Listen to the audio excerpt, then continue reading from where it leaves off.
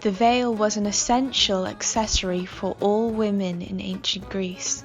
It symbolized their presence as an extension of the oikos, the Greek home, and its concerns over family and housekeeping. This piece of fabric allowed women to walk in public whilst remaining hidden from the gaze of men. However, during the Hellenistic age, as the social prominence of women increased, the veil became more of a symbol of autonomy. It started allowing them to be seen within society.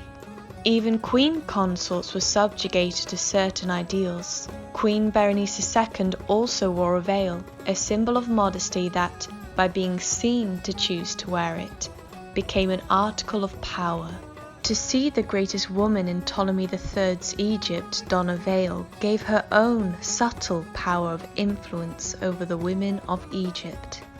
Long, thin hematia was one of the other essential articles of clothing that displayed a woman's regard for modesty. It wrapped around her tunic of a thicker material, covering herself further.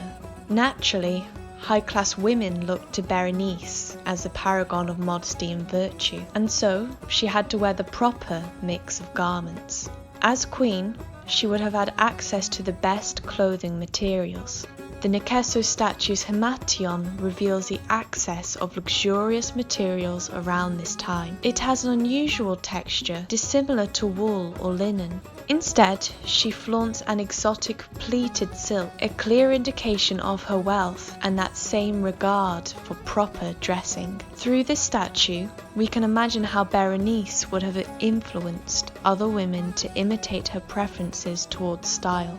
Through her careful self-presentation, Berenice II achieved a significant amount of influence over Alexandrian women through the use of coinage and fashion. Despite being limited in political power, she was one of the few women to hold such a position of power, of influence, at such an early historical stage.